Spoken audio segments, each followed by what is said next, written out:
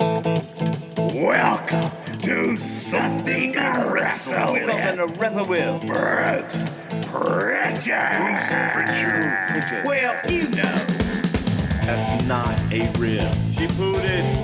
Is that a rib? No, yeah, amigo. There's no box of gimmicks. Rumor and innuendo. I don't deal in rumor and innuendo. And was he there? I was there. Say something about I don't give a shit. I ain't scared of shit. I ain't scared of shit. Fuck him. Fuck you, Bruce. I love you. Take the cheese. Double cheeseburger. You take the gravy. Double cheese. You know. And then double mayo. You know. It's called chicken salad. Double onion, motherfucker. You're nothing but an egg-sucking dog. Throw it in your Google machine. Goddamn, kid. God damn it. What the hell show you got there? I need more. Ooh, yeah. What say you? Pronouns, pal.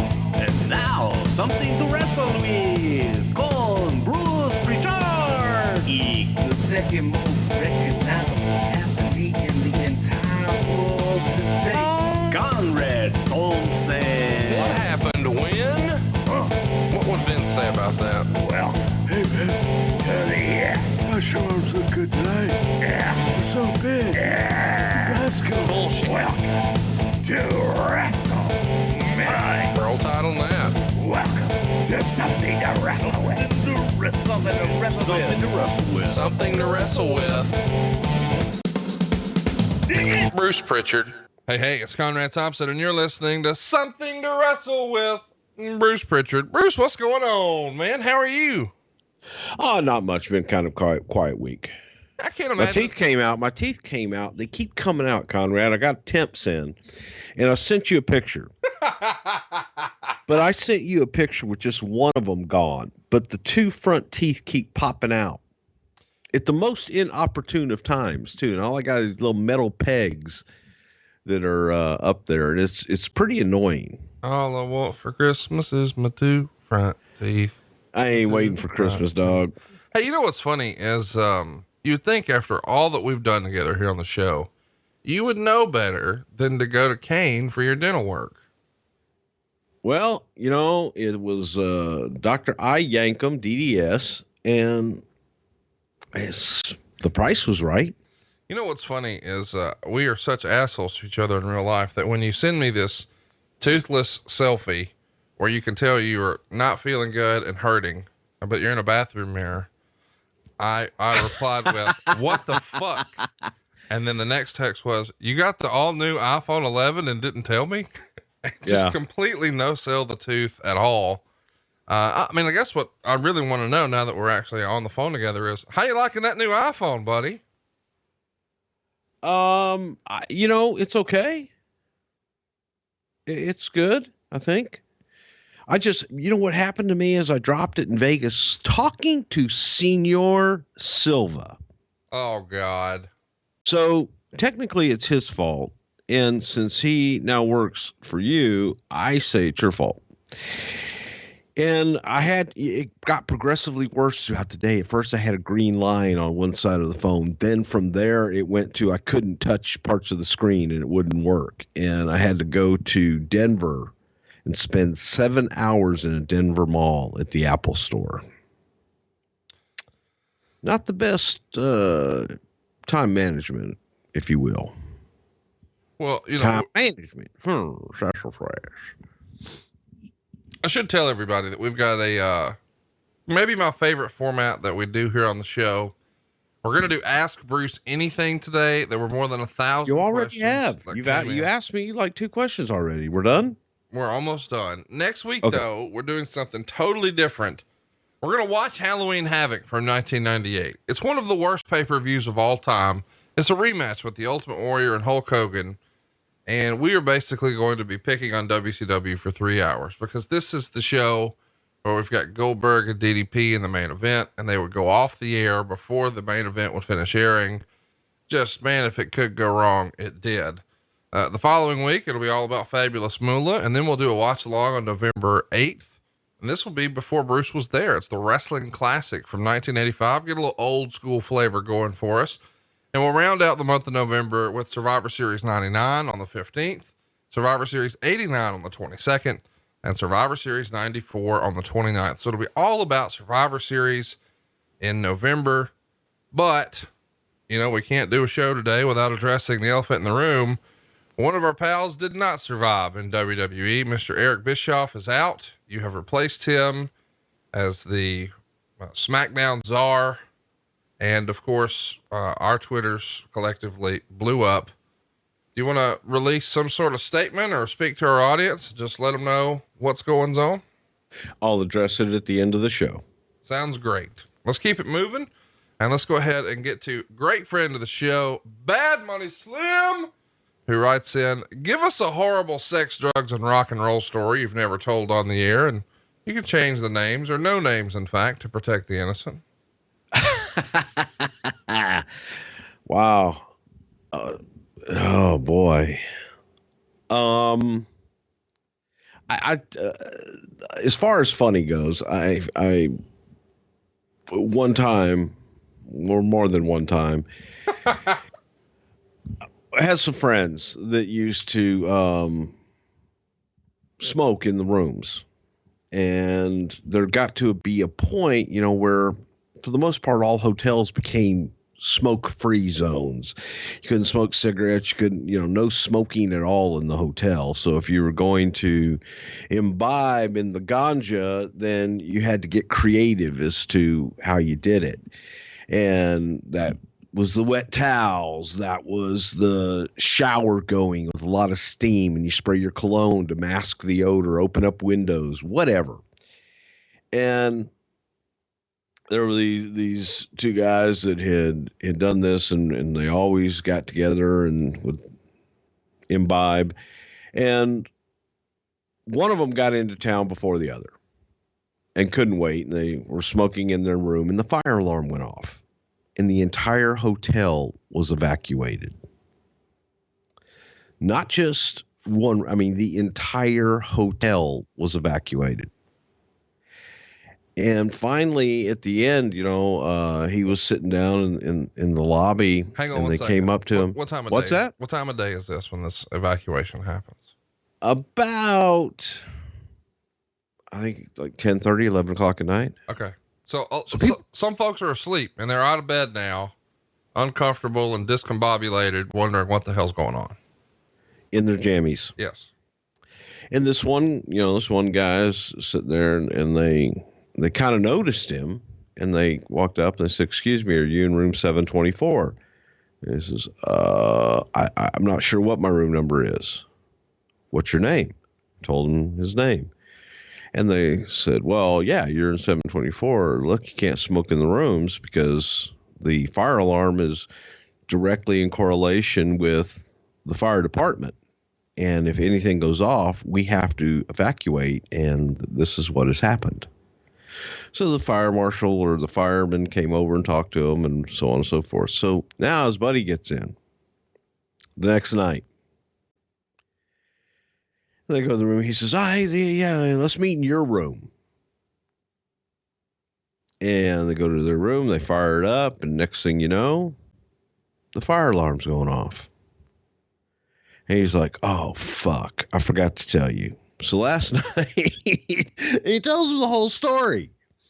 And they run out of the room, and they go downstairs to evacuate, and they're sitting in the lobby, and they're looking around going, nobody else is evacuating. Like, we're the only people sitting in the lobby. And the front desk comes up to them and says, "Excuse me, are you in room 726? And they're like, "I don't really know what my room was." Just, "Yeah, we think you're in 726. This time, whatever they did, the fire people had come in and they had rewired or redone the alarm system so that it went to the hotel only first. Then it went to the fire department. If the hotel then had to do another step to call the fire department. So if something like that happened, the alarm only went off in the room where there was smoke. And they were busted good. And that was a funny one. That was kind of like, made you go, Totally unrelated. You can hear lots of fun old school stories right now from our great friend Gerald Briscoe at FG Briscoe on Twitter. Every week right before Monday Night Raw, he's putting out stories by Briscoe, and he's pretty excited about it, and friend of the show. If you dig the content we're putting out for you here, you might even dig that. So check it out. Jay Ahola wants to know. That was an awful coincidental plug. Well, no, I just know that he tells old stories. Oh, because we're buddies and we would travel together. I understand the correlation now. Okay. Yeah, not saying anything. Jay wants to know, how would you have booked Hogan and Brett in 1993?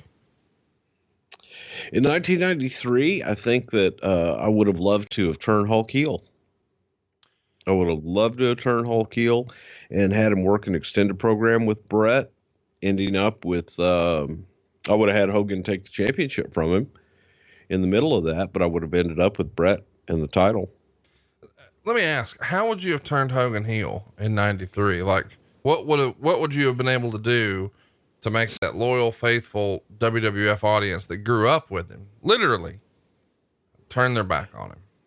I think that you take the jealousy role and you be able to just amplify that a little bit and do nothing different than what we were doing, because during the time the audience was booing Hulk, there was a segment of the audience that was already booing him. So just kind of flip the script and do similar to what we did with The Rock. You bring him in and you put him against the guy that is the champion, that is becoming beloved, and just, it's a simple jealousy angle. And I think that one would have been the right way to turn him, at least in WWE, because it would have been a tough road. I'll say that, because there were pockets, man, that Hulk was the hero and nothing was going to change that. No doubt. It would have been tough for me to get behind booing him, but what could have been. Jay Stovall wants to know, before returning to WWE, you were involved backstage for MLW. What eventually led to cause you and MLW to part ways? Oh, that's easy. My schedule, because we were doing more and more live events on the road, and MLW had gone from being a Thursday night TV taping to the weekends. And when they started running on Friday and Saturday for their TVs, I could no longer make those dates anymore because of the stuff that you and I were doing. And they coincided a lot for 3 months in a row. And I just thanked Court and said, hey, this was fun, but I've got to go do my own deal. I'm pretty excited that they're going to be doing their pay-per-view debut next month. I think it's going down in Chicago. What are you looking forward to with MLW? I know you still keep up with some of that talent here or there. Anybody from MLW really impress you and stick out? I know once upon a time you were a big Matt Riddle fan, but Matt's now with NXT, and I think he used to be a Tom Lawler fan. I still am a Tom Lawler fan, and I think that Tom is kind of that shining star there to me. I think that Tom has that innate it factor that they just need to bring out a little bit more. And if you let Tom be Tom, I think he could be a player at some point for him. And look, MLW is a place where a lot of talent that is not scooped up by all the other guys, they can go out and they can shine and show their wares. Gino Medina coming in. You've heard me talk about Gino before. I think Gino is going to be a huge star for the future. So it's some place that guys can get noticed, get on the radar, and it's a great place to be. It is. I mean, it's been a launching pad. It's the first place that I saw MJF. It's the first place that I saw Mance Warner. I've seen a lot of talent that is really getting over and making some waves now. I saw him for the first time at MLW. So if you're listening to this show and you haven't checked out anything from MLW, go out of your way to do so. They're on BN Sports. You can catch up with them a little bit right now on YouTube. They got a pay-per-view coming up next month. So, be old school, give them a shout, check them out. Kurt Zamora wants to know, any good Mr. Kennedy stories? Do you think he has enough to do a full profile show on one day? I don't think so. Ken is a really talented guy, but Ken, in a lot of respects, for whatever reason, and some people can get snake bit like this, that as soon as he tasted a little success, unfortunately, he would either get injured or something would happen, whether it be behind the scenes or in the ring, whatever it is, that would prevent him from getting to that next step. That happened in WWE. It happened in TNA. And while I think that Ken is one of those guys that can deliver, he can deliver in the ring and he can deliver in his promos, Ken always doubted himself a lot of times. And I think that maybe it was that tiny bit of insecurity that may have been the one thing holding him back. I just recently read a little bit about Ken, and I read about it in a place that I never expected to, but I want to give it a plug now. Life is Short and So Am I. It's the new book from our pal Dylan, the former Hornswoggle. Go out of your way to check it out. It's a short read. Dunch. But Ross Owen Williams, who has been a big player in professional wrestling memoirs for a long time, collaborated with Dylan. They did a phenomenal job on this. You can pick it up on Amazon. The name again, Life is Short and So Am I. My life inside, outside, and under the wrestling ring. Did Dylan send you a copy of that book? Have you checked it out yet? No, little bastard. I'll get you a copy. I got you. I know you. I want it autographed. They cost extra. Does he do that? I didn't know if he just had like they got those, stamp. you know, like the pencils you get at the for the Little People store. No, when you play mini golf. Oh, they have those. He can sign it. God damn. Boy, we should just roll credits. We're not beating that. Dave Buchanan wants to know. How do you think he wrote the book? Shorthand. Okay. Dave Buchanan wants to know, how come at SummerSlam 90, the tag team partner on the outside stood at the opposite ring post we're used to seeing? And he included a picture here that I know you're not looking at, but it is interesting because usually we would have, you know, one team bottom right and the other team top left. For whatever reason here, we've got a team top left or bottom left and top right. So it's the exact opposite of what you would normally see. So it does feel like a production note, like, God damn, we've got to switch it up. Try something new. I have no fucking idea. I know, but if I don't ask you those questions, then people think that we're avoiding them. Mayhem wants to know, can you talk about Jim Johnston, how WWE met him? Did he have any other outside roles beyond music? What was your favorite theme he's done? Is he low-key one of the most important guys in the history of WWE? And most importantly, who has been his replacement? Well, Jim, extremely talented guy. When I first met Jim, he had been with the company for a while, and his studio was in the basement of a church in Greenwich, Connecticut. Jim did all the music for WWE, whether it be the opens or the talent theme music, what have you. But Jim was an unsung hero that, see what I did there? Unsung, because he did music, he didn't sing. As far as creating the soundtrack for so much of what we did. And Jim eventually moved from the basement of the church into the new studio and had a big, beautiful music studio there. I couldn't tell you. I think that there's just a lot of different people that that contribute a lot on the music side of things after Jim left. And I don't really know, but there's a lot of different avenues that they get music from. It's amazing to me that this was, you know, he was such a big part of the company for so long, and now he's out there. I mean, I think it was announced not too terribly long ago that he's doing theme music, or he did some song for Impact, I think. And I don't know, it just caught me off guard. You just assume that Jim Johnston is a lifer. Mike wants to know, on the In Your House Ground Zero, easy for me to say, on the In Your House Ground Zero episode, Bruce Prichard references Jerry Jarrett smoking weed with Al Gore. Is this a true story? And whether true or not, what would that have sounded like? No, I don't know. I know that Al Gore and the Jarretts were acquaintances, but no, I didn't say they smoked dope. And if I did, I was kidding. Calm down. God Barbara damn. Bush, dope. He said marijuana. He didn't say heroin. Josh. Well, I know, but I don't think I said that. I may have just Well, jokingly said that. Well, you know. You know, huh? Ow. Pass the reefer over here, huh? Well, how you roll it? Well, first, what you do? Well, you take the paper, and you put it. You take and you hold, and then you crumble up. Well, the ganja, and yeah, okay, and then you sprinkle and roll and lick. Hey, so since you're back now, spending a lot of time with Vince, have you broken out the old Jerry Jarrett impression since you've been back? And did he recognize it right away? Everybody recognizes it. I do it more with Jeff than anybody. I don't know why that's funny, but it is. Oh my gosh, you guys are terrible. Want them to feel at home.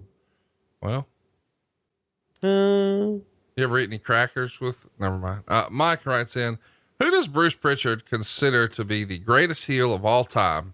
Who was the best at getting heat from the crowd? And does Bruce think it's harder to be a true heel these days with the way the business has changed? Well, it's definitely harder to be a heel these days. That goes without saying, because I'm not sure that there are a lot of talents out there that truly want to be hated. I think that the business has changed, that guys want to be stars and be famous, but they don't really want to be hated. And that's a true art of modern time. I think that JBL accomplished that, hated in all walks of life. But I think of all time, when you go back and you look at heels that could always go out and get heat, there were, people like Ivan Koloff, who no matter where Koloff went, Koloff was able to maintain his heat. The Sheik was someone who was feared legitimately all over the world, and the audience was genuinely afraid of him. So that, that's where you find a great heel, someone where the audience is afraid and they're not really quite sure. Gino Hernandez was a great heel because he loved to be hated. He was able to tap into that inner button within everyone that just puts him over the edge. I know that you probably haven't seen much of his recent stuff, but you worked with MJF. Gino's? No. Oh, you worked with MJF at MLW. I get the impression that either he wants to be a real heel or he's just a real asshole in real life.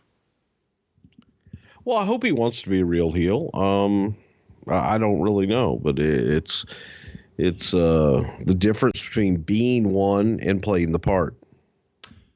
Josh Kuhn writes in, now that Bruce is back. He's not related to that other Kuhn, is he? No, this is with a C, not a K.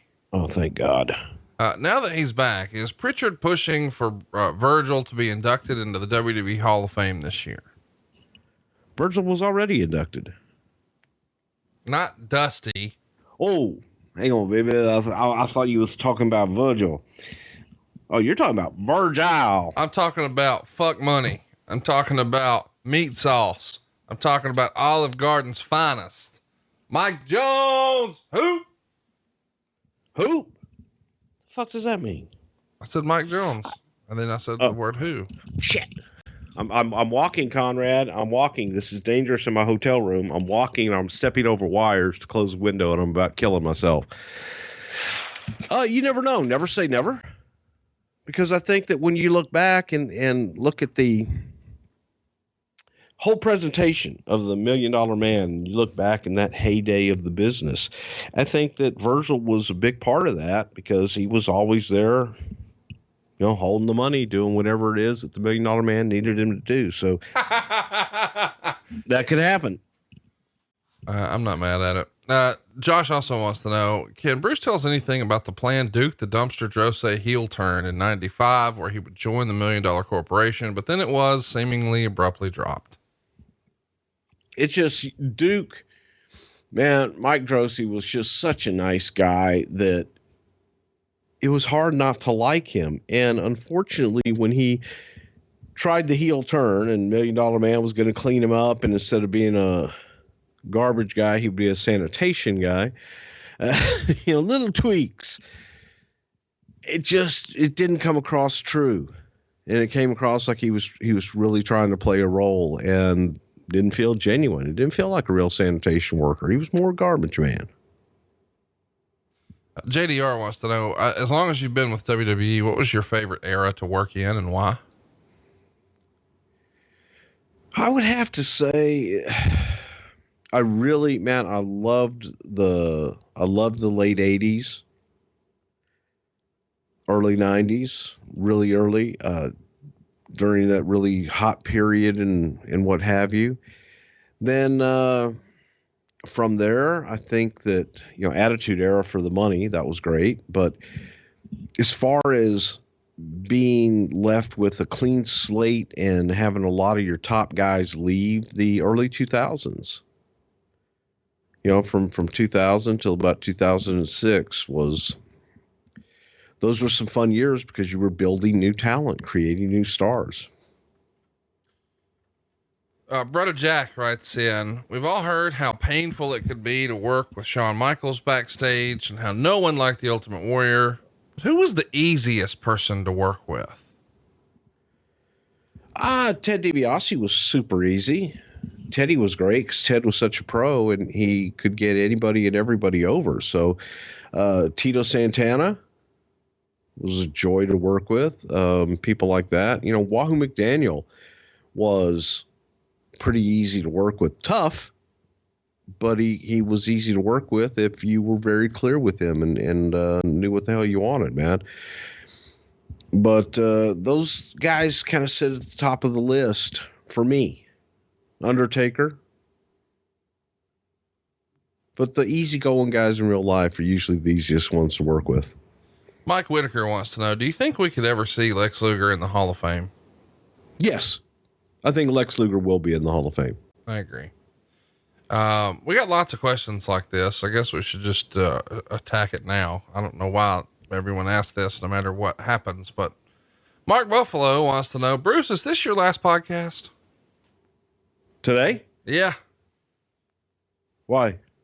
Well, because anytime you get a promotion, the answer is no. I know. Goddamn, I know. It's just, you're on the network? Well, the show's over. Oh, you're with MLW? The show's over. Oh my God, he's with Impact? The show's over. Oh, he's back with WWE? The show's over. Oh, we got a promotion? The show's over. The show's not over, guys. Noon Fridays. Come on. Chris Herman wants to know, who was involved in bringing Vicky Guerrero to TV and appearing as a character? Did she approach WWE or did WWE approach her? Vicky and I sat in Phoenix, Arizona in what was known as the TV office room. And we were talking. This was the first TV we were in Phoenix after Eddie's passing, and it had been a while. Vicky came down to say hello and just be around the business. And we started joking about what if, oh my God, could you see Vicky coming back? And could you see her managing Ray only to turn on him and just this whole crazy things you would never do. And as we're talking, I said, let me ask you a question. Would you actually do that? I mean, we're laughing about it, but it sounds really good. Would you actually do that? She says, hell yeah. And Vince's office was like right around the corner, and there was 2 hallways, and he was going down the back hallway, I think to go to catering or something. And I grabbed him and said, hey, come here. I want to throw something at you. He saw Vicky and they hugged and we started reminiscing. I said, we talked about some crazy shit in here just a minute ago. I just want to throw this out at you because I think it would be good. And we threw out the idea of using her as a character, as a heel character. And we just got to talking about crazy scenarios. Oh my God, what if you did that? What if you fell in love with someone and all this other crap? And the rest, as they say, is history, because she embraced it. it was, I don't know if in the beginning it was well, here's the widow of Eddie Guerrero. Let's do something for her. Mm-hmm. It may have, there may have been a tinge of that in there, but man, she delivered. God, she delivered. And it was. Is she one of the biggest surprises you think in wrestling history? Like, you got to think some of that mentality of, well, she's the widow of one of our most beloved. We should take care of her. But who would have ever guessed she would be as damn good as she was at it? Yeah, no, she wasn't good. She was great. And she was a huge surprise. And you're going to laugh at this, but when you say people that you didn't think would get, I never thought I'd get over. Right. With the brother love thing. I wanted to do it badly, but it was more of I wanted to be an interviewer with a personality. And I never in a million years dreamed that would get over to the level that it did. Well, it got over. It's remarkable that sometimes happens where you least expect it. Chris has another good question here. Why did Sunday Night Heat fade away? I always thought Sunday was a great night for wrestling, especially when football season was over, and I enjoyed it being a lead-in for the pay-per-view days.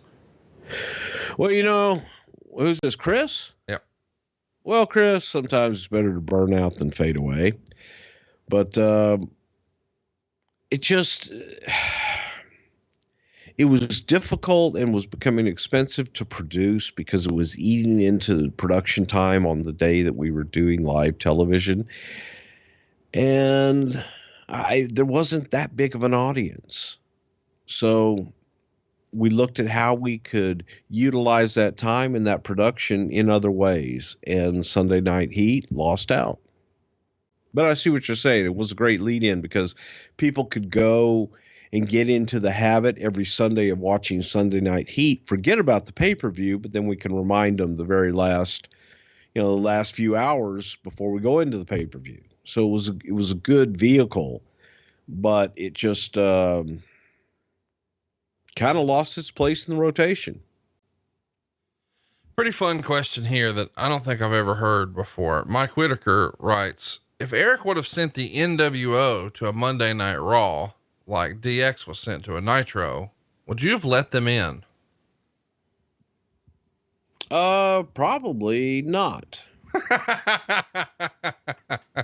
I mean, that's gotta be the answer. I know it's easy to say, oh, I would have let them in. But then when you really think about it on the other way, fuck that. Yeah. We probably would have had them arrested or something. That checks out. Dan wants to know, Bruce, as far as you know, is there any such thing as safe steroid usage? Yes. As far as I know, and again, I'm no expert on the subject by any stretch of the imagination. If you saw me without my shirt, you would understand. And trust me, I will never do that to anyone. But under a doctor's supervision, steroids were used to rehabilitate and help muscle rebuild faster. That's what it's used for. And I think that under a doctor's supervision, for what it was used for, to help rehabilitate and repair muscle damage, yeah, I think that steroids have a purpose, and used under a doctor's supervision are perfectly safe. All right. Dr. John Taylor wants you to put your booking hat on. I'm going to edit the question a little bit. Somebody should have asked Dr. John Taylor about the goddamn steroids then. Bruce, Hell in a Cell triple threat, Dodger versus Ginger versus Toby for the official dog of Something to Wrestle championship. Tell us the creative. Okay. Well, first of all, Dodger would fuck Toby up. All right. Toby, by the way, is Dave Silva's dog. For those of you who don't know, he posts about his mangy, stupid dog that pissed and shit all over my house for 3 days. I mean, I need a Sarah McLachlan song for that dog's stat. Yeah. Yeah. Toby's a little asshole. Yeah. But Dodger would fuck him up. Dodger would fuck him up and he'd be out in the first 30 seconds. And then Dodger would have his way with Ginger, and she would proclaim Dodger the champion and the official Something to Wrestle with Bruce Prichard dog of the world. And the rest is history. But he'd have his way with Ginger. I don't like what you're saying there. I'm just saying she would fall in love with Dodge. Is there a character or gimmick match that you created that never made it to TV that you wish did? Well, I didn't create it, but I tell you one that I wish would make WWTV is a 2-ring battle royal. Not only just the 2-ring battle royal, the way that we used to do it in Houston, but the 2-ring 6-man tag team match, which is always a favorite of mine. You have 2 teams of 3, and you have a match going on in each ring, and the third man is in between the rings and can tag into either ring and participate in either match. So I just always loved the 2-ring gimmick, and it's difficult in today's era because it's, oh God, it takes up so much floor space and you lose good seating, and then you got to shoot a second ring all night, and it's distracting, what have you. But I think it's distracting in a good way. It's distracting in a talking point way that you can talk about all night long and sell the idea of 2 rings. The other thing about it is that the rest of the matches, they can't use both rings. They can't go back and forth because that kills the matches that do use both rings. I got you. So that's one that I wish could make its way. Never was a big fan of things on a pole, but growing up in Texas, you always had the Texas death matches and Russian chain matches and Indian strap match. Everything had to have an ethnicity apparently attached to it. Russian chain match, Indian strap match, Texas death match. Well, that's an area, but What about, you said you weren't a fan of things on a pole, but I mean, heartbreakers. Good point. Mike wants to know, when you finally get inducted into the Hall of Fame, who would you like to introduce you? That will never happen, but I'd love for my brother to either induct me or Jerry Briscoe. There you go. Jordan Eubanks wants to know, how in the world did Kevin Federline get involved with John Cena? Kevin Federline, man, some of you don't know, Kevin Federline was once upon a time married to one of the biggest stars in the world at the time, Britney Spears. And he became a bit of a cult figure in the tabloid TMZ.com era. And then magically one day he finds his way on TV wrestling on Raw. Yeah. And Kevin Federline was probably one of the celebrities that I had the most fun with because he was so cool, so happy to be there, such a big fan. And there was not a little bit, there was probably a lot of fear in him because he knew he was out of his league and out of his element, but he was such a big fan. He was so happy to be there. And I walked into dealing with Kevin ready to hate him because he came across like a real arrogant dick, the way that he was portrayed in the media. All the stories about him and Britney. And when he first came with us, he was still married to Britney. And then midway through, I think they got divorced and what have you. But I found Kevin, man, he was on time. He did everything he was asked to do. And you said, Kevin, I need you to be here at such and such a time and do this. Yes, sir. And he did it. He nailed it. So contrary probably to popular belief, he was really a super, super fucking guy to work with.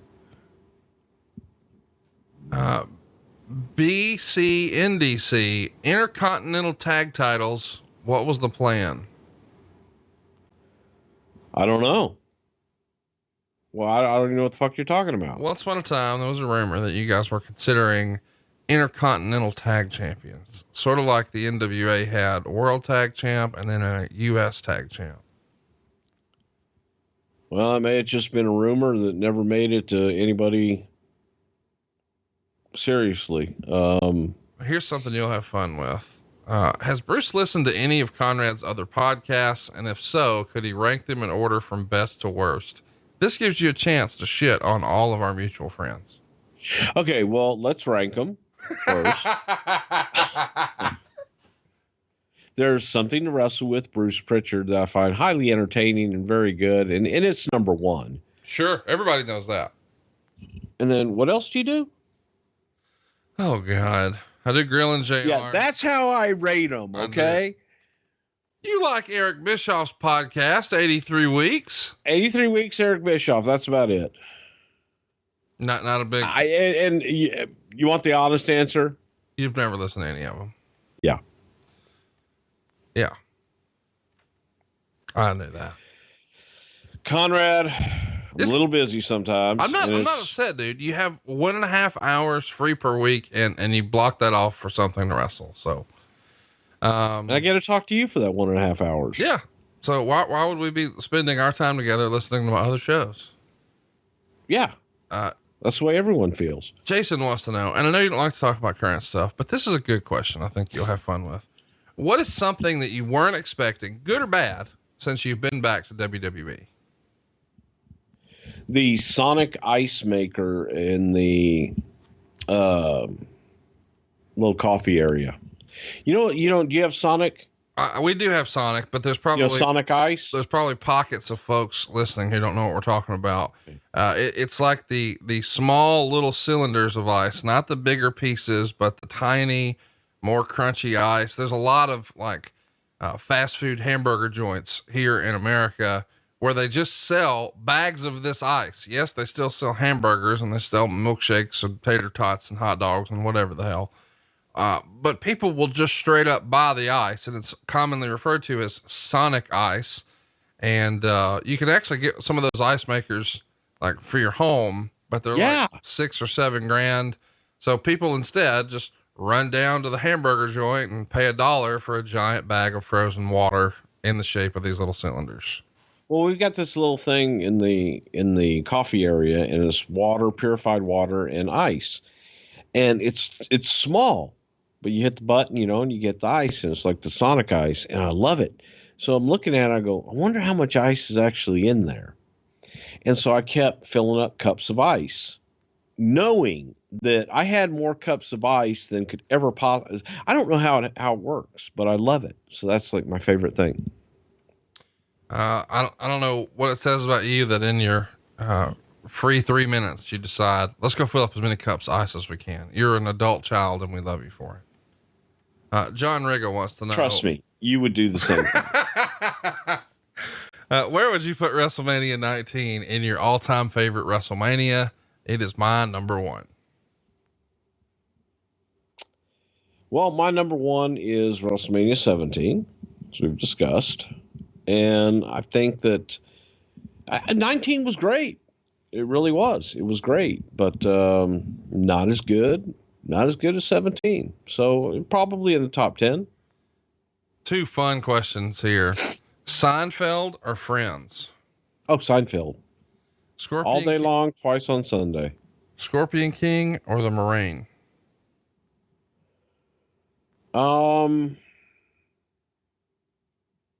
Scorpion King. That's the one where he became Scorpion King, right? No, you're thinking of the Mummy was like his debut, or Mummy Returns or whatever, but Scorpion King. Yeah, Scorpion King tells the backstory. Yeah, it's like his coming out. It's his movie. The Marine was a better movie. I somehow knew you were going to say that. Mick has an interesting question, one that I don't think we've ever talked about. What's the process for training new referees in the modern era?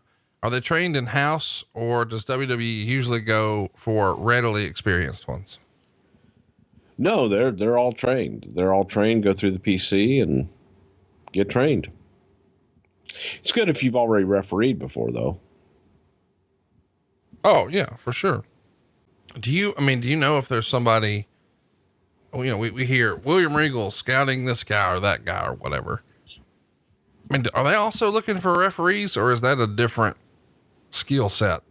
Well, I'll tell you, as far as I'm concerned, whenever I watch a show, I look at everybody, and I'm always looking for whether it's a ring announcer or a referee or just somebody hustling backstage to make things happen. Talent is talent. So there's a female referee that works down at Booker's, and she so badly wants to be a wrestler, but I think that she is a great referee, and I'd like to see her try to continue doing just that, because she's really good at her job. So everywhere you go, yeah, I think you're looking at everybody involved as talent and trying to find the best talent to come in and work. Friend of the show, Mance Warner, wants to know, why did Power and Glory's push stop out of the blue, and were they ever in consideration for the tag titles? Well, as far as their push, I don't know that anybody would consider it a push. They were a tag team, and I thought they complemented each other tremendously, because Herc was the big monster and Paul could fly and work. But for whatever reason, they just didn't get over. Maybe because they looked at Herc as a former single guy, now with Paul, who had always been a tag team guy. I don't know. I don't know if they just felt it was retreads. But when you go back and you watch some of their stuff, they complemented each other well, which to me makes a great tag team. But they didn't really click with the audience, is about the only thing I can think of. I don't know why this one is fun for me, but Joe Lawson writes in, where at Titan Towers is the vault where the band material is stored? It's so funny to me that there's this perception that there's this group of, this collection of DVDs or master tapes or whatever it may be. And this stuff can never see the light of day. So it's in like a safe or under a little lock and key under Vince's desk or something. And we know that's not real. Well, that's what we call there's another name for it. It's called the best of brother love. Never let anybody see any of this. and that's in my office. But, yeah, that's funny. And there is no more tape, folks. Everything's digital. I think a lot of people want to know the statute of limitations here. We got this question 100 different ways. Here's one of them. Andrew Campbell wants to know, when is Hell in a Cell 2019 finally going to be on a poll? Let me think. I'll be 65. That would be 229. Give me a couple years. 2034. Oh, that's not that bad. Yeah. Be there before you know it. So there you go.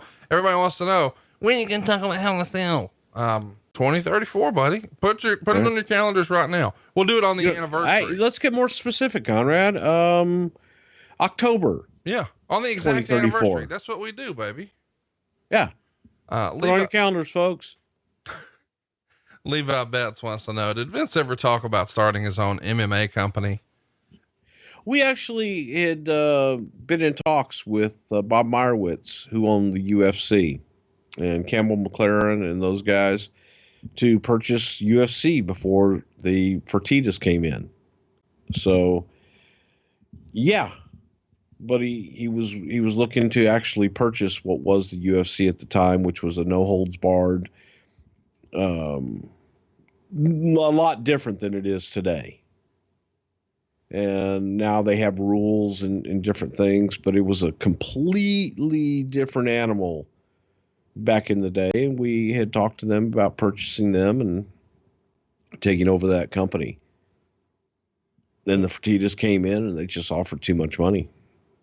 Well, and if you're thinking you're spending too much money on high interest rate credit card bills and it's adding to your stress, we have got a solution for you. Pay off your credit card balances and save yourself some money with a credit card consolidation loan from our friends at Lightstream.com. With Lightstream, you can get a rate as low as 5.95% APR with autopay. That's much lower than the national average interest rate of over 20% APR. Plus, your rate is fixed. How about that? You get a fixed rate. So as rates continues to rise, your low rate won't budge. The online application, well, that's quick and easy. You can apply right from your phone, and you can even get your money as soon as the day you apply. And I've told the story a ton here on the show, but I used Lightstream myself back in 2014, I think. And maybe that's right. Either way, years ago, they were so far ahead of the curve. I got the best interest rate I ever had on a car. I did it online. They overnighted me a check the very next day. So I was able to go shop like a cash buyer. I got the best deal on a car I ever had. I got the best interest rate on a car I ever had. And I know you've had a similar experience with Lightstream, right, Bruce? Absolutely. And it helped my daughter get the loan for her car. But the part I like about it the most, it's simple. It's so simple, even I can do it. So if I can do it, I know you can do it. And all you got to do is go to their website and check them out, and they walk you through everything. Absolutely amazing. Just for our listeners right now, you can apply and get an additional special interest rate discount. Now, the only way to get the discount is to go to lightstream.com/wrestle. That's lightstream.com/wrestle. This is subject to credit approval. The rate is going to include a 0.5% auto pay discount. Terms and conditions apply, and offers are subject to change without notice. So what are you waiting for? Visit lightstream.com/wrestle for more information. That's lightstream.com/wrestle. I can't recommend it enough. You know, if I'm endorsing another financial product on my own podcast, I believe in it. This is a good one. J-Dog writes in, any Marissa Mazzola McMahon stories? You've mentioned Shane's family before, but never his wife by name. And most of us fans remember her from the Live Wire era. What can you tell us about Marissa? She's just absolutely one of the sweetest individuals I've ever had the pleasure of knowing in my life. Class all the way, beautiful, and just perfect. I mean, she really is, from the standpoint of she's a great chef. She's just pleasant human being to be around, and a wonderful mother. I mean, I can't think of anyone or anything that could ever remotely find anything not wonderful to say about Marissa. Hogan's Thermos asked a few fun questions here. One of them is, has Bruce... It talks? I know, right? Has Bruce seen NWA Power yet? And if so, what are his thoughts on the return to studio wrestling in 2019? Well, if you like studio wrestling, there's studio wrestling. I take it, since you didn't really grow up on studio wrestling, you're not a big fan of studio wrestling? I personally am not, because I grew up watching Friday night. You had the matches at the Coliseum. Saturday, it was on TV. So it was a big arena feel all the time. And I've never produced studio wrestling. I've never, I've done stuff at Channel 5 in Memphis, but that's about the only studio wrestling I've ever been involved with. And it just always was a way for promotion to be able to produce their product inexpensively in a studio where they had their television. So it was a mainstay in the South, all over, from Georgia to Florida, Tennessee, a lot of places. Vern had studio wrestling in Milwaukee, or Minnesota, wherever the fuck it was. And it was a mainstay. But when you come from where I came from, the shows were all, arena shows, and it just felt bigger than with the studio wrestling. But if you like studio wrestling, man, there's studio wrestling. We've all heard stories about how Nikita Koloff would stay in character off camera. Any other examples of guys never breaking character, even amongst the boys? Well, Nikita broke it amongst the boys. Boogeyman pretty much stays in character. Back in the day, Moskris never took his mask off. You know what else he never did? No yob. But there were a lot of talents, man, that just back in the day. By the way, let me just tell you, we've got some dicks who listen to this show. I don't know. Yeah. I don't know how much time you spent on social media this week, but poor Eric Bischoff got fucking bombarded with our No Yob shirt, which is available right now at bruceprichard.com. And you should definitely pick one up, but as well as dude, I used to be over, and pronouns, pal. Goddamn. Well, I don't know why that was just too much for me. The Black Dave Meltzer writes, when Bruce was a Ute, what wrestlers were in his top 5? Wahoo McDaniel, Johnny Valentine, Jose Lothario, Boris Malenko. No Terry Funk? Well, the Funks were number 1. So there you go. That's 5. Wait. You can't say the Funks. No. There's Dory, Terry, and Dory Sr. Well, that's 3, and you already That's had a group. 4. Okay. Well, so you want to, okay, then the Funks, Wahoo, and Johnny Valentine. Sorry, Boris. Jeff Whitaker wants to know, who would you put on your Mount Rushmore of promoters? So we know Bosch is on it. We know McMahon's on it. You got 2 other spots. Promoters. Dixie? No.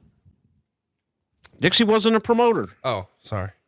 by any stretch of the imagination. Jerry Jarrett? Nope. Eddie Graham. Okay. I'll put Bill Watts on there. So Bill Watts, Eddie Graham, Paul Bosch, Vince McMahon. That's your set. Yeah. Where's Jim Crockett fall? I don't think Jim was a promoter either. Well, hey, asshole, I was trying to get a free plug in because I can't believe that I did this. I don't know that you saw, but I found Jim Crockett and he's coming to StarCast 4 in Baltimore. It's his first public appearance ever. Nobody's heard from the dude in decades, but I found him. How about that? How'd you find him? Lost Promoters Are Us. Yeah. So he was a promoter because I found him in there on the shelf. He was way in the back. I had to dust him off, but he's going to come down Behind the ice cream? not just for photo ops. No, it was behind the Sonic ice. Okay. And, that's it. We've had him cryogenically frozen all these years and we're bringing him back to life. We're starting a rival promotion. It's going to be great. Maybe you've seen it. It's Studio Wrestling. It comes on YouTube on Tuesdays, 6:05. Yeah. Either way, Jim Crockett, man, come on. He's going to do a panel and talk about Jim Crockett promotions, the good, the bad, and the ugly. That's going to be good stuff at StarCast in Baltimore next month. Huh. Thanks for helping me put I'll be on broadcast TV tonight on the Fox network. Yeah. Check Hey, your motherfucker. listings. Don't need cable. Don't need any of that. It's called Friday Night SmackDown. I push your shit every week and I ask for one little plug and you're like, nah, Fox. Well, you wanted me to put Jim Crockett over. That ain't going to happen. Well, you could put over that I found him. God damn it. That's a miracle. Thank you. Just saying. It's a miracle. What is Bruce's favorite gimmick match of all time? Not big on the gimmick matches, as crazy as that sounds. I used to love as a kid either the chain matches, a Russian chain match, or a strap match. An Indian strap match. You got to have those ethnicities. We're going to do that from now on. I think from now on, whenever you guys have gimmick matches on TV, like you should just try in the creative meeting, just suggest that you put a nationality in front. Just see how it goes. All right. I mean, you had a Punjabi prison. I mean, we're halfway there, baby. Yeah. But because that's what I grew up on. I grew up on, cage matches and things like that. So that's what, to me, those were the mainstays. Those were the staples. So that's what was always my favorite. Jamie wants to know, any good Ricky Steamboat stories? Was he ever considered for a WWF championship run after his successful run with the NWA strap? I don't know if he was or not. After Ricky had won the Intercontinental Championship at WrestleMania 3 and he wanted a lighter schedule and he left. But when he came back, my favorite Ricky Steamboat story is when we went to Florida to work with this guy named Brian LaPalme, who was the last fire breather that we could find that would teach us how to breathe fire. So Ricky and I went and we spent several days in, I think it was Fort Lauderdale, in this parking lot where the Great American Circus had their tent put up in a mall parking lot. And every day we would go and we would learn how to breathe fire. And the guy tells us, he says, yeah, it's real simple. This is all you do. And he was kind of showing off. Main thing you need to do is make sure, hold it up and check the wind and make sure that you're never blowing into the wind because it can come back and catch your face on fire. And obviously that wouldn't be good. And the guy shows us, he breathes fire one time and then he holds the thing up and he turns and he breathes a second time and it comes right back in his face and his face catches on fire. And Steamboat and I turn and look at each other and Ricky says, yeah, you can call Vince. We're not doing this. And he assured us that was a fluke. That never happens, man. That's never happened. I think just because you guys were here. So we talked Ricky off the roof and he did it. And I thought that was a pretty cool deal with the fire breathing shit, the fire breathing dragon. It was different. Let me assure you, son, you are a salesman. When you go show a man, here's a professional and here's what you're going to do. This is the guy that's going to teach you. He lit his fucking face on fire. Oh, shit. And you still sold it. It's amazing. I did. God damn it. I did. I'm so proud of you. Like, if you were here right now, I'd hug you because that's like the best Bruce sales story I've ever heard. Oh, it was like, well, yeah, but you're outside, man. Let's go inside and show them. That can never happen inside. Oh, I was Rick. We control the wind indoors, and I would never ask you to do this outside, man. Come on. except, if he was still around for WrestleMania 9, maybe. Except unless. Carl has an interesting question. Again, I know you don't like to talk about current stuff, but he wants to know, are you going to Crown Jewel? And if so, how do you prepare for a trip like that? Laxatives? Oh, wait. No, it's a brutal flight. You pack a bag and you go. I think what he's talking about is it's a brutal flight. A lot of people who listen to this show obviously have never been to that area of the world. They can't imagine, what the process is like once you land to getting to the building and all of that stuff. The first time you did it, because I know you've done it once before now, super stressful, better than you expected. What can you tell us? Unfortunately, in my age these days, it's all the same. So we had a big charter flight and you get on, you go to sleep, you wake up, you get off the plane, you go through customs. And since it is a charter flight, we're not flying in with everybody else and go through a private part of the airport to go through your customs and immigration. Get on a bus, go to the hotel, get on a bus, go to the building, do the show, and turn around and come home. It's just another stop on the tour. Unfortunately, it's not that, it's no big deal. It's just another day on the tour.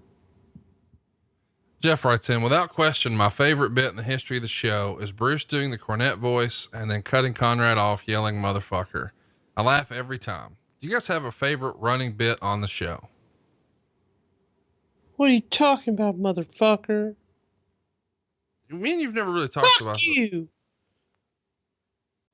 Do you have a favorite motherfucker bit on the show? Dumbass. What? Do you have a favorite bit? I'm gonna tell you. I know. I really hope they're not listening right now, but I don't think you and I have laughed so goddamn hard as when we were doing those train commercials earlier this year. Oh God. I was trying to do a straight read and I couldn't keep it together, and we both laughed so hard that you peed a little. And then it was just, we had to take a bathroom break right in the middle of the show. And then I tried to, as soon as I got it together, put it back together to say, oh, and Ron Simmons was jumping off the train here, and we just lost it all over again. But I left that part in. And dude, I know it's a serious matter. And if anyone has lost a loved one to a train, we're not making fun of that. But the way I was trying to read the copy, it just tickled Bruce and I in a way where I don't think I've laughed that hard, maybe ever in my life. Yeah, that was that Sonny Pooted, and there's been a few times we just get tickled. And folks, sometimes we do these very late at night, early morning. Yeah, this is early morning today, but once upon a time in the last month or so, we did it at like 1 a.m. So it's been some interesting recording times when we get a little punchy. So sometimes we get a little punchy. I think all for you. The funniest moment that I remember you and I working on the show when we weren't actually recording. It's when we were in my office and we were putting together the Jim Cornette show, and we had, RG Taylor as a sponsor. So we had to figure out where we were going to put the mesothelioma spot in. And I said, when you're telling me about the George the Rat story, I said, what if we say that the rat died from, and you finished it, mesothelioma, and then just fell into the floor laughing and couldn't breathe. It's tremendous. Poor George. Poor George. George the Rat needs to go into the Hall of Fame. I hope that happens. He'll go into something in the Wrestle with Hall of Fame. Absolutely. 100%. Let's keep it moving here. Mr. Perfect Fan, Canadia says, back in the day, how aware are you of enhancement talent who will go on to become famous? For example, Jack Foley worked a match underneath against Hercules in 86 and several matches in 87. Were there times when you met someone and had to be reminded, hey, we've met before? All the time. Yeah, all the time. Because a lot of times it goes so fast and you don't realize, you meet so many people and everything moves so damn fast. You have no idea who the hell you're meeting. We went through something the other day, my wife and I, and there were all these people that we were meeting when we were closed on the house. And there's this one, there's that one, there's this person. And we sit down and I go, okay, can we just sign the papers? Because I don't remember one of y'all's names and I don't really care. So let's just go. It's the nature of the beast. And so many guys, you go back to Shawn Michaels when he first broke in, this kid the Hardys, on down the line, Mick Foley, they've all been there. They've all done it. Had to start somewhere. So as far as looking at guys and seeing when they work, hey, that guy's going to be a star. If they're at that level, you think, okay, one day, very rarely are you get someone who is this extraordinary talent to be an enhancement talent. They will turn into it, definitely, but they got to start somewhere. So yeah, it's a lot of times guys come up. Yeah, I worked with so and so. You were at Gorilla. Okay, cool. Let's keep it moving here. Interesting question here. Can't wait to get your take. Chris Cawley writes in, do you think WWE at this point has to be considered too big to fail?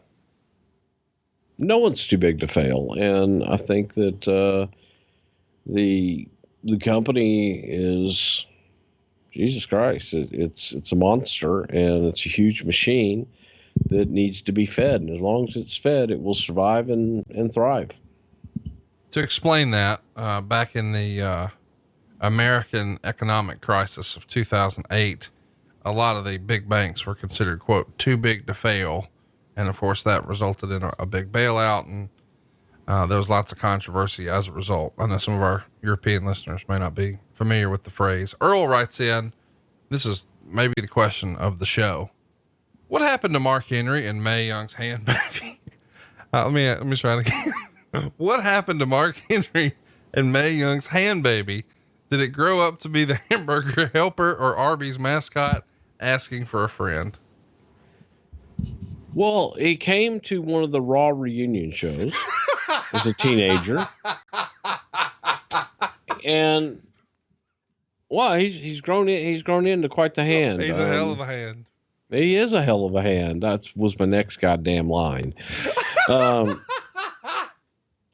So, but he's been stereotyped in that world and everything. And the hamburger helper guy, I mean, that hand, he's just an asshole. I've heard that. Yeah. So he wanted to do, they wanted to do like a cheesy hamburger helper, and he applied for that. And the hamburger helper guy just said, man, put a yellow glove on me. Fuck that guy. So it's a tough business, the hand business. Earl, you're the man. I just sent you a message on Twitter to DM me. We have got to get you a shirt, my friend, because I'm stealing your hand baby shit. Thank you. All right, guys, we got to run a timeout right now to tell you how to save some money. What are you waiting for? Go to savewithconrad.com. I'm talking to you if you're a homeowner and you're in a 30-year loan. Dude, it's not a matter of if I can save you money. It's a matter of how much. And right now is the best time ever to go ahead and do this. There's a lot of things going your way right now. All of a sudden, real estate is worth more than ever. Your house is worth more than what you bought it for. Secondly, interest rates are cheaper than when you bought your house. Interest rates on credit cards in America are hovering around 19%. What are you waiting for? Let's consolidate what little bit of credit card debt you've got. Let's put it into a new monthly payment where you get the benefit of the tax deduction, because the interest you pay on your house, you can write off. The interest you pay on your credit card, you cannot.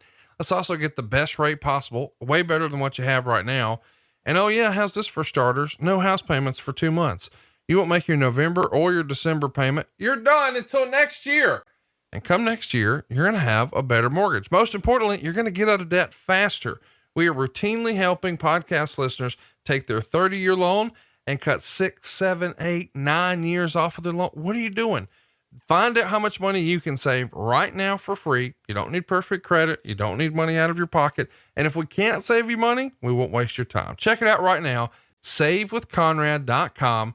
We're licensed in over 40 states. Check it out. SaveWithConrad.com. NMLS number 65084, equal housing lender. Ben Putman writes in, we've heard about certain wrestlers like Big Van Vader, Stan Hansen, Rob Van Dam being sloppy and dangerous in the ring. And that means all of us fans are dying to know, how big was Batista's dick?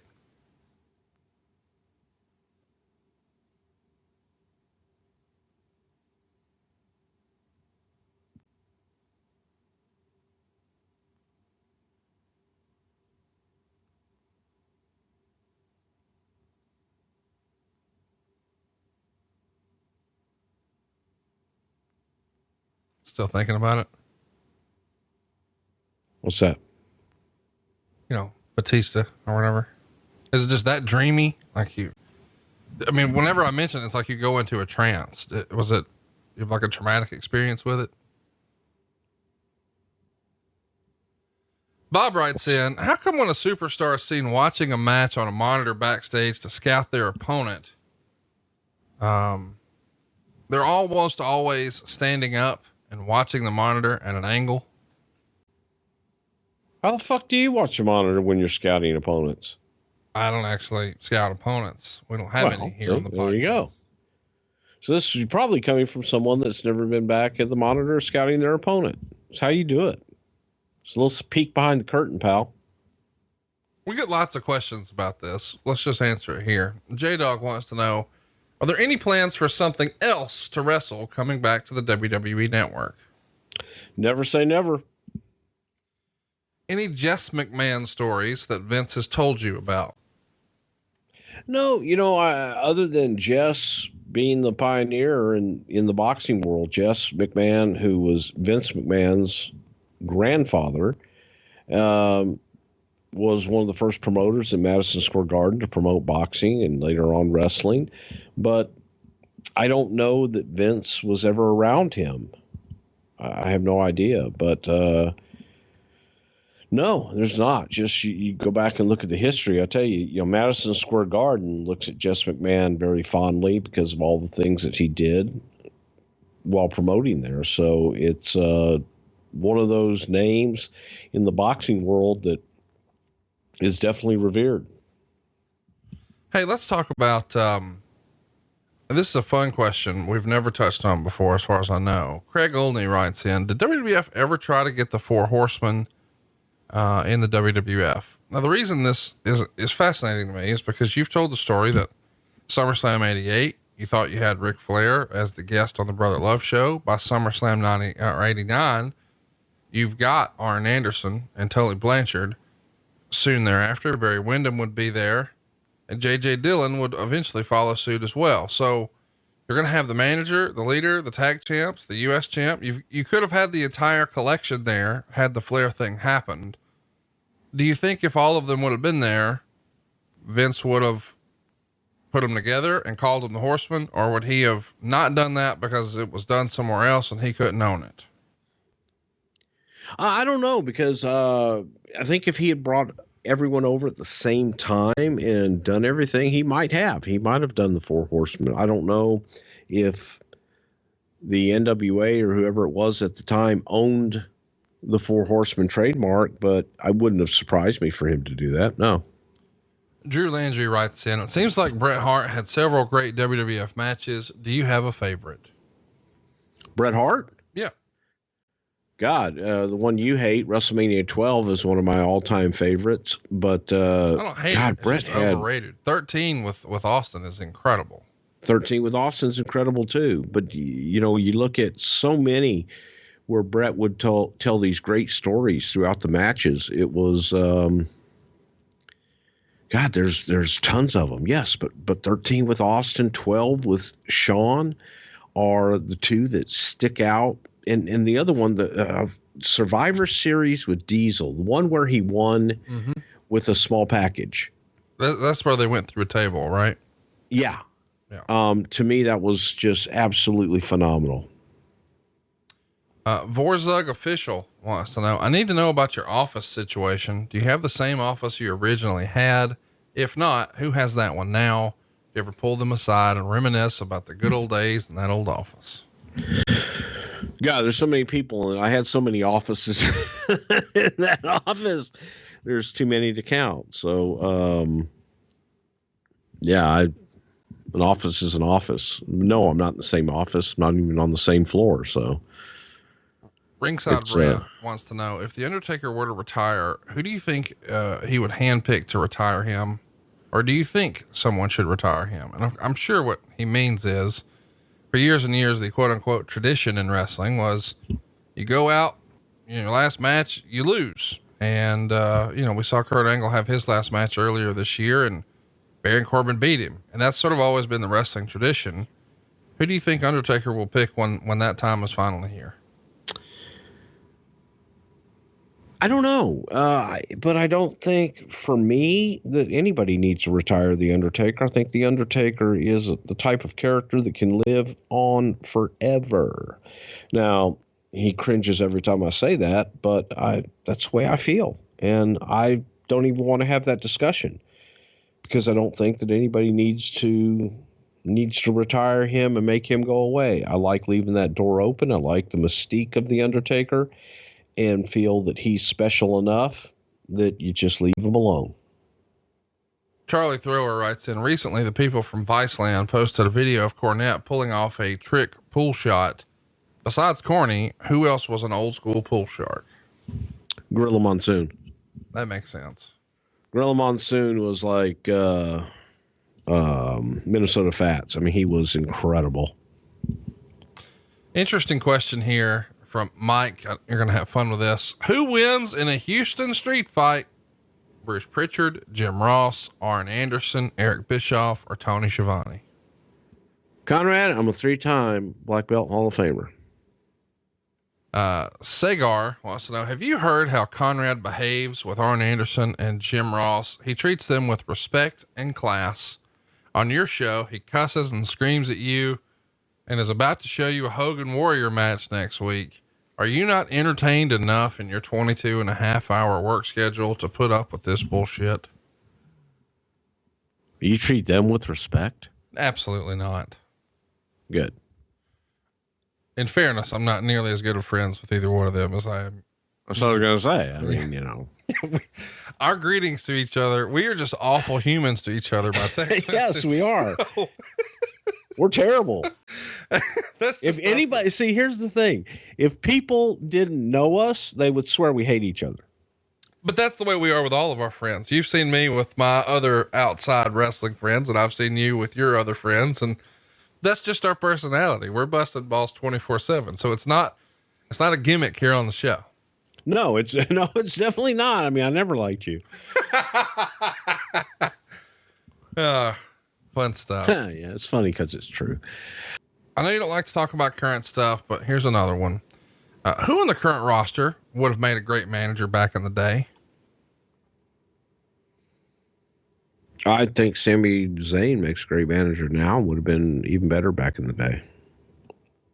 We got lots of questions about Kamala this time, which I was a little shocked by. Charlie Castor writes in, a Kamala episode would be more interesting than a Taz one. Can you and will you guys ever do a Kamala episode?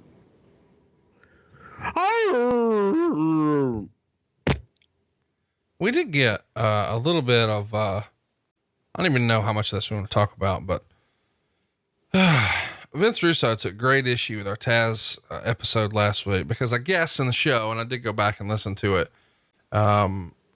You said that Vince Russo was in contact with Taz and they were sort of going around Jim Ross. And I don't know if Russo took issue with that, but that is definitely the version that you said and that Taz said. So that checks out.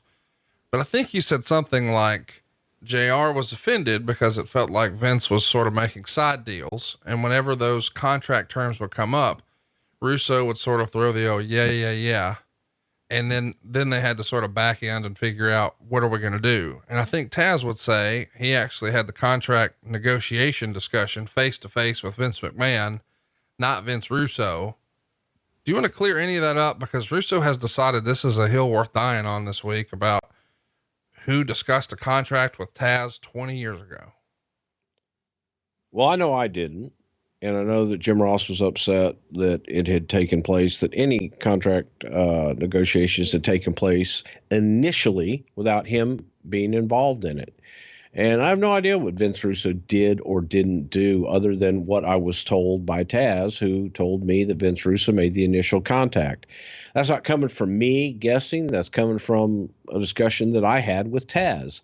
So if he wants to dispute that, then he can dispute that one with Taz. As far as Vince Russo negotiating contracts, no, Vince Russo never negotiated contracts. Did Vince Russo reach out to talent ahead of JR and ahead of us? Yeah, I believe he did. But that particular quote is from Taz. Well, the thing about the contract that I think Russo sort of stuck on is, and I heard the clip again this morning before we recorded, but you said whenever contract terms would be discussed with Russo on the talent side, I'm sure the talent through the course of this conversation, and I'm freestyling, I wasn't there, but I would imagine Russo being a creative type was like, bro, I've got great ideas. You can do this, you can do that, blah, blah, blah. And of course the talent, that's important, cash and creative, but they also probably want to talk about cash. So if it comes up, hey, do you think I could look at an X number a year deal for about this? I felt like based on the clip I heard from our show last week, cause I even had to re-listen to it to see what all the hoopla was about. You sort of said Russo would go, yeah. And my understanding of that is he was, not in a position. He would avoid the question and right. There was nothing he could say.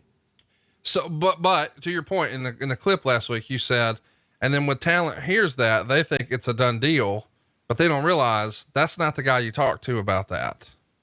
You talk to him about creative stuff, but he's not your contract guy. True. He's not. Never was. Well, I think Russo wants an apology because it was inferred that you said he negotiated Taz's contract and he didn't. Well, if I inferred that he negotiated Taz's contract, that would be incorrect. I won't apologize for anything I said. And as far as how all of that was handled, was not initially done through talent relations. And that did upset JR at the time. JR eventually did end up doing that contract with Taz. And as far as someone being upset about it, sorry you're upset, bummer. But that's the way I remember it. That's how I remember it going down. Did he negotiate contracts? Nope. But I do know, from a standpoint of if guys are talking about that, you're wanting to get out of it. It's going to be, yeah, we can do all that, but that's not my place. Go talk to whoever. Talent only hears what they want to hear a lot of times. And to that end, they hear what they want to hear. Why do you think Russo's so upset right now? I beg your pardon? Why do you think Vince Russo is so upset with you right now? I have zero idea. I look. I don't read his stuff. I don't listen to his stuff. So I have no idea. Well, it's unfortunate. I wish he was. Yeah, well, here's the other thing that is unfortunate is that sometimes people will take a clip, a bite out of context, not listen to the entire thing, and or not report and or deliver the entire sentiment of things that are said and done on this show a lot of times. And people will take, oh, he said that? Oh my God. And they'll take one little piece and get bent out of shape. Not many years ago, whenever it was, we had done a show on him, and I asked him the question. I said, when he got upset about it, I said, did you listen to the show? No, but I was told. I said, okay, great. I was told you said a lot of untrue things about me. But you know what? I didn't comment on it because I didn't listen to you. I didn't listen to it. I don't care. So I'm not going to make a comment on it. It's unfair of you to make a comment when you didn't listen to the entire thing.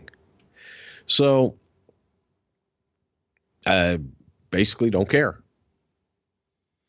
Well, he was such a big part of wrestling for so long, and he's 2 years. Well, whatever. He's very upset now, and I wish he wasn't angry about anything and everything. I mean, So do I. I mean, wanting you to get fired, and you're a snake, and he's drawing awful paintings and selling them on eBay of you. And it's very weird that this is somebody that you and I just, a year and a half ago were in semi-regular communication with. And, now he's decided to see the worst in everything. I don't know. Like, I didn't take what you were saying last week to mean that I've never even heard that Vince Russo negotiated a contract ever. Like, it was so far out of left field. I understood, because I speak Bruce, that you were saying that anytime it was brought up, he would just, yeah, sort of being dismissive. And then somebody else had to put the pieces together because that wasn't in his wheelhouse. His lane was to. Correct. And I'm not saying he would offer terms. I'm saying if it came up on the other side, he would dismiss it. I don't know. It's one of those deals where well, that's what I meant. And yeah, you speak Bruce, and sometimes not everyone speaks Bruce. Yeah. Well, listen, I hate that he's upset, and maybe he's just pulling a gimmick for downloads on his show. And if so, good for him. But it's like, you could email us or text us or call us or DM us, or you could draw paintings and sell them on eBay and tell everybody that they're liars and snakes, but, click this link and go buy here. So whatever. Jeffrey Rose wants to know, why did Vince choose you to come to New York with him? He brought lots of territories over the days, and there were tons of employees for those. So why did he choose you? Well, Eddie Gilbert had gone up and met with him in 1986. Yeah, had to be 86. And Eddie had asked if I was interested in going to New York. He gave my name to Vince, told Vince about me, and called, and we talked. And I mean, that's it. I don't know that there were that many people that wanted to go to New York that were qualified or capable, what have you. I actively sought the job out, and I actively wanted to go to New York and do whatever it took to succeed. So maybe that's why I interviewed. I talked to the guy. I told him I wanted to go to work, and I wanted to be there and do what I had to do. Let's talk about Scott Steiner. This is a fascinating question we've never touched on from Broncello. Bruce, you told us the story once of wanting Scott Steiner to win the 1993 Royal Rumble. Had that actually happened, would there have been considerations for making him the guy to slam Yokozuna on the Intrepid? By that time, no. Scotty, they were already with the company at that point, right? Yeah. They came. Yeah. I guess the idea is, had you went with Steiner, could you have slid Luger out and slid Steiner in? Well, had we gone with Steiner would have been the guy, just period. So, but again, Vince wasn't up for that and felt that we needed to build Scott, and Rick and Scott were not looking to be split up at the time. They didn't want to do singles, so we didn't do it. It wasn't something that really could even be discussed.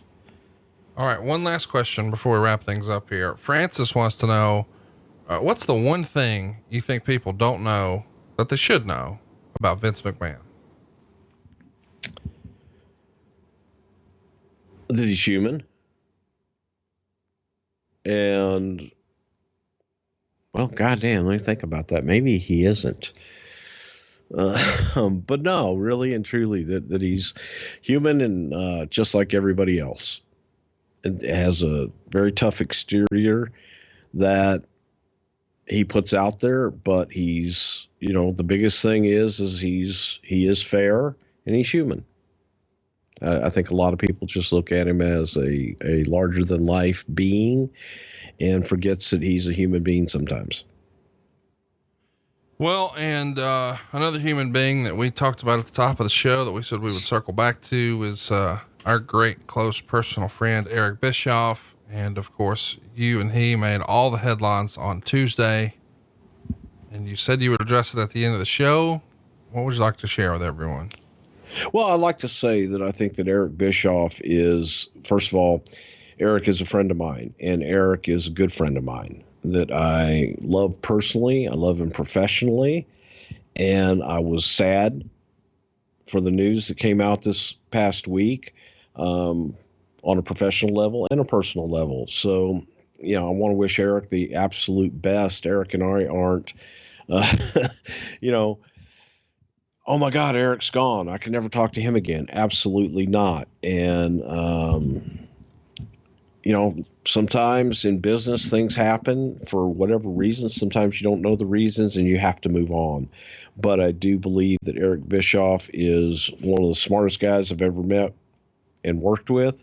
I think he's one of the nicest guys, and he also is a human being. So when you sit there and you make comments through a keyboard or through your phone, and it's a faceless, just random thing, remember that you're making comments about human beings, and you're making comments about real people that have families and real people that, yes, we're in the public eye, and I get that. And to a certain point, say and do whatever the hell it is you want to do. But also remember that it's real life and that we are human and that we do have families. And believe it or not, we have feelings. And I know that Eric will succeed, and Eric, this is not, it's like, he ain't dead. But I just want to publicly wish Eric Bischoff the absolute best in business, life, and everything else, because he's a good friend. And I'm proud and happy to say that he's my friend. Yeah. Listen, I know that Eric, hasn't always been, the most endearing person at times. He, a lot of fans have bought into the character Eric Bischoff, but behind the scenes, I have always thought that you should treat someone how they treat you. And Bischoff has been nothing but fantastic to me and my family. And, he's just not what you expect, but for whatever reason, a lot of fans, villainize him and had a little fun at his expense this week. Do you think, and obviously you don't have a crystal ball and you'd just be straight up guessing, but do you think at this point, Eric may have had his fill of wrestling, like as far as being involved in the company? Obviously he enjoys the podcast and he enjoys live appearances, and he likes when, we do live shows and things like that. But do you think, he may say, nah, I've had enough of that. I don't think I want to try that again. Or do you think he may pop up somewhere someday?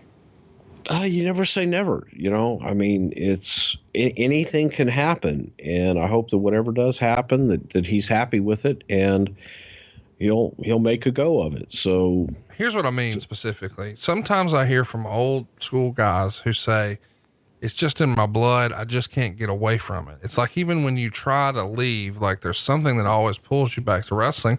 And for a lot of other old timers, it's really all they know, that they haven't found a way to sort of make their way outside of wrestling. Eric has had success outside of wrestling with some of his different businesses, and specifically with his television companies. So because he's had all these different facets of life, this may be easier for him to put down, unless it's just really, really in his blood. Do you think it's in his blood the way it's in yours? I do think it's in his blood, but I also think Eric could walk away from it, and he has. He's built a successful production company, and he's done that. So that's not out of the realm, and it's going to be interesting to see what the next chapter is in his life. And it's I was sad, and again, we're still friends, and he's a great guy. And that's the real part. That's not, somebody trying to be a dick, or I don't know. It amazes me sometimes what people will say and do from a distance. Well, we hope that you guys are enjoying the show here, and we hope you'll listen to Eric's show this coming week. If you want to hear from Eric, he is probably going to make some sort of statement this coming Monday when we cover Scott Hall and WCW. Check out 83 Weeks anywhere you enjoy your podcasts. And of course, tell your friends about Something to Wrestle, because we're doing something insane next week. I'm making Bruce watch Ultimate Warrior Hulk Hogan from Halloween Havoc 1998. Are you going to have a few cocktails before we do that? I mean, this feels like Chinese water torture or something like that. Maybe, because I'll be in the new house, and I'll be in the new studio, and I might just kick back and have a little fun. Well, stay tuned next Friday and every Friday, because the show's not going away, right here on Something to Wrestle with Bruce Prichard. Shakaka. I'm glad you dropped that Pancho Villa shit. Pancho Villa? Pancho Villa? Are you asking me, man? Do I know Pancho Villa? Yeah, we had lunch one time.